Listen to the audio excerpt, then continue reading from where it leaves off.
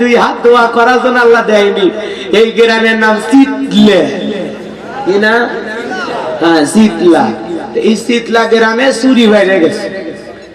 একজন এই যে মজিবর হুজুর, আপনাদের ইমাম সাহেব না, ইমাম সাহেবের নাম কি? মজিবুর রহমান।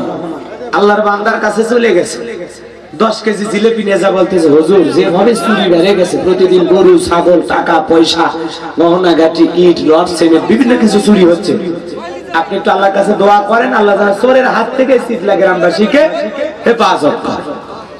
ইমাম সাহেব দোয়া করতেছে, আল্লাহ পাত্র গ্রামে চুরি বেড়ে গেছে, মালিক চোরের হাত থেকে শীতলাবাসীর ধন সম্পদকে হেফাজত করো। চোর জিলেপি খাওয়ার আশায় হাত তুলে কয় আমিন আমিন। কথা বলেন নাই?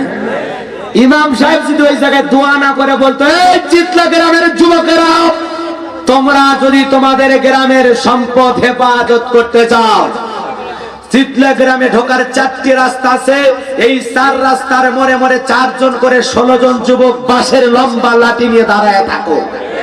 সন্ধ্যা থেকে মাগরিব থেকে শুরু করে ফজর পর্যন্ত ডিউটি চলবে। ডিউটি চলবে ততক্ষণ চোরের গিরে আওয়াজ হয়নি, যতক্ষণ চোরকে দেখা মাত্রই বাঁশের লাঠি দিয়ে এমন মারা মারবি। কথা কন না কেন? এই কথা যদি ইমাম সাহেব ঘোষণা করতো, মজিবর ভাই ঘোষণা যদি করতো, আপনারা কি বলেন? চোর চুরি করবি না তওবা করে আল্লাহর ওলি হবি? ওরে বাবা, যে মায়ের ঘোষণা হয়েছে, কথা কন ঠিক কি? জান আস্ত থাকবে না। এই জন্য সবসময় দোয়া দিয়ে কাজ হয় না, সবসময় দোয়া দিয়ে কাজ হয় না। দোয়ার জায়গায় দোয়া। চেয়ারম্যান ভাই, ভাই আমার বাবা মা অসুস্থ, ঠিক আছে ভাই দোয়া কর। কথা কন না কেন? কিন্তু উনি যদি বলে ভাই আমি একটু চেয়ারম্যান হবো, ভাই একটু দোয়া করেন, এই জায়গায় দোয়া দিয়ে কাজ হবে। দোয়া দিয়ে চেয়ারম্যান হতে পারবি না, তো কাজ দিয়ে চেয়ারম্যান হবে। কথা কন? জনগণের সাথে যদি একটা সুসম্পর্ক স্থাপন করতে পারে, মানবতার সেবা, দুঃখী মানুষের সেবা যদি করতে পারে, সত্যিকারে উমর ফারুকের মতো আদর্শ যদি আমার এই ভাই, কি নাম বললাম, আসলামুল আলম, আসলাম ভাই, আসলাম ভাই নামের মধ্যে একটা সাহসিকতা আছে। কথা কন ঠিক কিনা? আসলাম ভাই যদি জনগণের সাথে একটা সুসম্পর্ক স্থাপন করতে পারে, মৃত্যু পর্যন্ত চেয়ারম্যান থাকবি, কেউ নামাবার পারবি না। যদি উমরের মতো আদর্শ থাকে, দুঃখী মানুষের মুখে হাসি ফুটে। কথা কন ঠিক কিনা?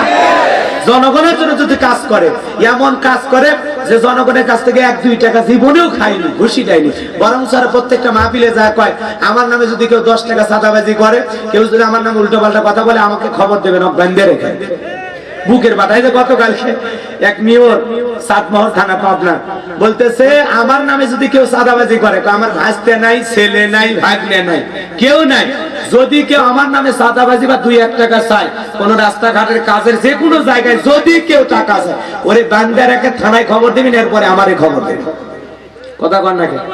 এরকম মানে হিম্মত থাকা লাগবে, একটা কলিজা, একটা বুক ভরার সাহস থাকা লাগবে যে আমি স্বচ্ছ সাদা নেতা। কথার জন্য কাজ করার উদ্দেশ্য ছিল। কথা কন ঠিক কিনা? এ মুসলমান আল্লাহর গোলাম, কত কথা বললাম বাজান, রাগজান কইরেন না, মন খারাপ করেন না। এইবার নবীজি হাত নামায় ফেললেন। জিবরাইল রেখে বলে, নবী গো, আপনি আপনার সাহাবীদের মধ্যে ঘোষণা করেন, আপনার কোন সাহাবী কি আছে ওই মহাবীর আমরের মোকাবেলা করার জন্য? এইবার নবী রেখে বলে, সাহাবীরা, আল্লাহ দোয়া কবুল করে নাই, তোমাদের মধ্যে কেউ কি আছে ওই আমরের মুখোমুখি দাঁড়াইবা? নবীজির কোন সাহাবী দাঁড়ায় না, হযরত আলী দাঁড়িয়ে গেছে। বলেন আল্লাহু আকবার। নবীজি দেখে বলে, আলী রে, ওই মহাবীর আমরের সামনে কেমনে যাইতে চাও? তুমি কি জানো আমর কেমন মানুষ? তুমি কি জানো যে আমর এক বেলা খাবার খায় 21 কেজি, 3.5 মণ তরবারি নিয়ে যুদ্ধ করে? এত বড় বীরের সামনে কেমনে যাইবি রে আলী? বৈশা যা, বৈশা যা। হযরত আলী নবীজির কথা শুনে বসে গেলেন। এইবার নবীজি দ্বিতীয়বার বললেন, ও আমার সাহাবীরা, কেউ কি আছে আমরের মোকাবেলা করবা? কোন সাহাবী দাঁড়ায় না। আবারও হযরত আলী দাঁড়িয়ে গেছে। বলেন আল্লাহু আকবার। নবী দেখে বলে, আলী রে, তোর জানি কি মায়া দয়া নাই? এতবার বললাম তাও কি শোনো না? বসে যাও। হযরত আলী আবার বসে গেলেন। নবীজি যখন তৃতীয়বার বললেন, আবারও হযরত আলী দাঁড়িয়ে গেছে। এইবার নবীজি 2টা হাত বাড়ায় বলে, আলী রে, আয় আয় আমার বুকের ভিতরে আয়। এই কথা বলে নবীজি হযরত আলীকে বুকের সাথে জড়ায় ধরে বলে, আলী রে, এত বড় পীরের সামনে কেমনে যাইতে মনে চাই তোর মতো ছোট মানুষ? হযরত আলী ডেকে বলে, নবী গো, আমার ভিতরে ঈমান বলতেছে আপনি আমাকে দোয়া করে ছেড়ে দেন। ওই জালেম আমর, ওই বেঈমান মহাবীর আমর আপনার চেহারা দেখার আগে আমি জমিন থেকে বিদায় করে দেব। বলেন আল্লাহু আকবার। ইমানের একটা পাওয়ার স্পিরিট থাকার দরকার আছে না? সে কত বড় বীর, কত বড় কি, ওইটা দেখার সময় নাই। সামনে এগিয়ে যান, আল্লাহর সাহায্য এমনি আসবে। সামনে যাওয়া লাগবে। কথা কোন? ইমানের ভিতরে একটা স্পিরিট থাকা দরকার আছে না নয়?